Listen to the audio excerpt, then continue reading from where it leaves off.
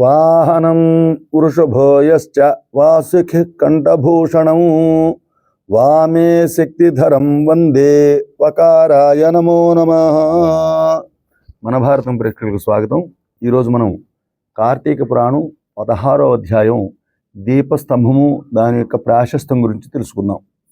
వశిష్ఠ మహాముని జనక మహారాజుకి ఈ విధంగా చెబుతూ ఉన్నారు. ఓ జనక మహారాజా, కార్తీక మాసము దామోదరునికి అత్యంత ప్రీతికరమైనటువంటి మాసము. ఆ యొక్క మాసమునందు స్నానము, దానము, వ్రతాదులు చేయుట, సాలగ్రామ దానము చేయుట చాలా విశేషము. ఎవరైతే కార్తీక మాసమందు తమకు శక్తి ఉన్నా కూడా దానము చేయరో అట్టివారు రౌరవాది నరకములను పొందుతూ ఉంటారు. ఈ నెల రోజులు కూడా తాంబూల దానం చేయువారు చక్రవర్తిగా పుడతారు. ఆ విధముగా నెల రోజుల్లో ఏ ఒక్క రోజు కూడా విడవకుండా తులసి కోట వద్ద కానీ భగవంతుని యొక్క సన్నిధి ఎందు కానీ దీపారాధన చేసిన ఎడల సమస్త పాపములు నశించుటే కాకుండా వైకుంఠ ప్రాప్తి కలుగుతుంది. కార్తీక పౌర్ణమి రోజున నదీ స్నానం ఆచరించి భగవంతుని యొక్క సన్నిధి యందు ధూప దీప నైవేద్యములతో దక్షిణ తాంబూలములు, నారికేళ ఫలదానము చేసిన ఎడల చిరకాలము నుండి సంతతి లేని వారికి పుత్ర సంతతి కలుగుతుంది. సంతానము ఉన్నవారు కనుక చేసినట్లయితే వారికి సంతాన నష్టము కలగదు. పుట్టిన బిడ్డలందరూ కూడా చిరంజీవులై ఉంటారు. ఈ యొక్క మాసములో ధ్వజస్తంభమునందు ఆకాశ దీపమును ఉంచిన వారు వైకుంఠమున సకల భోగములు అనుభవిస్తూ ఉంటారు. కార్తీక మాసమంతయు కూడా ఆకాశ దీపము కానీ స్తంభ దీపము కానీ ఉంచి నమస్కరించిన స్త్రీ పురుషులకు సకల ఐశ్వర్యములు కలిగి వారి జీవితమంతయు కూడా ఆనందదాయకంగా ఉంటుంది. ఆకాశ దీపం పెట్టువారు శాలిధాన్యము కానీ నువ్వులు కానీ పోసి దాని మీద ప్రమిదను ఉంచి దీపమునుంచవలను. ఈ యొక్క దీపం పెట్టడానికి శక్తి ఉండి కూడా దీపం పెట్టని వారు, దీపం పెట్టువారిని పరిహాసమాడువారు చుంచుగా జన్మిస్తూ ఉంటారు. ఇందులకు ఒక కథ ఉన్నది, దాన్ని చెబుతాను వినమని చెప్పేసి జనక మహారాజుకి వశిష్ఠుల వారు ఈ విధంగా చెబుతూ ఉన్నారు.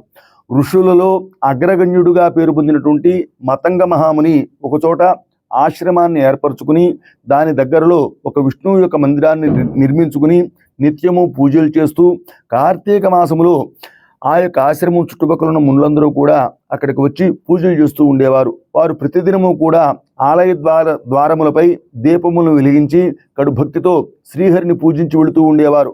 ఒకనాడు ఆ మునులలో ఒక వృద్ధుడైన ఒక ముని మిగతా మునులను చూచి, ఓ సిద్ధులారా, కార్తీక మాసములో హరిహరాదుల ప్రీతి కొరకు స్తంభ దీపం ఉంచినతో మంచిది వైకుంఠ ప్రాప్తి కలుగుతుందని మనకందరికీ తెలుసు కదా.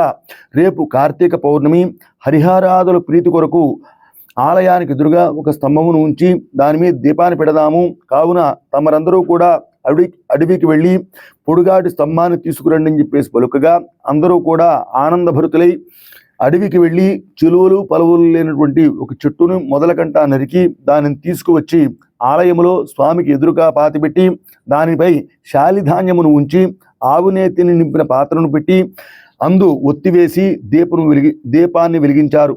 పిమ్మట వారందరూ కూర్చుని పురాణ పఠనము చేస్తూ ఉండగా పెళపెళమనే శబ్దం వినిపించింది. అందరూ అటువైపు చూడగా వారు పాతిపెట్టిన స్తంభము ముక్కలై పడి ఆ దీపం ఆరిపోయి చెల్లాచెదరి పడి ఉన్నది. ఆ దృశ్యాన్ని చూసి వారందరూ కూడా ఆశ్చర్యంతో నిలబడి ఉన్నారు. అంతలో ఆ స్తంభము నుండి ఒక పురుషుడు బయటికి వచ్చారు. వారు అతన్ని చూచి, ఓయి, నీవెవరువు? ఈ స్తంభము నుండి ఎలా వచ్చేటివి? నీ యొక్క వృత్తాంతం ఏమిటని చెప్పేసి అడిగారు. అందులో ఆ పురుషుడు వారందరికీ నమస్కరించి, ఓ పుణ్యాత్ములారా, నేను పూర్వజన్మ యందు బ్రాహ్మణుడును, ఒక జమీందారుడును. నా పేరు ధనలోభుడు. నాకు చాలా ఐశ్వర్యం ఉండుట చేత మదాంధుడనై న్యాయాన్యాయములు విచక్షణ లేకుండా ప్రవర్తించేవాడిని. దుర్బుద్ధి అలవాటు పడుట చేత వేదములు చదవక, శ్రీహరిని పూజించక, దాన ధర్మములు చేయక తిరుగుతూ ఉండేవాడిని.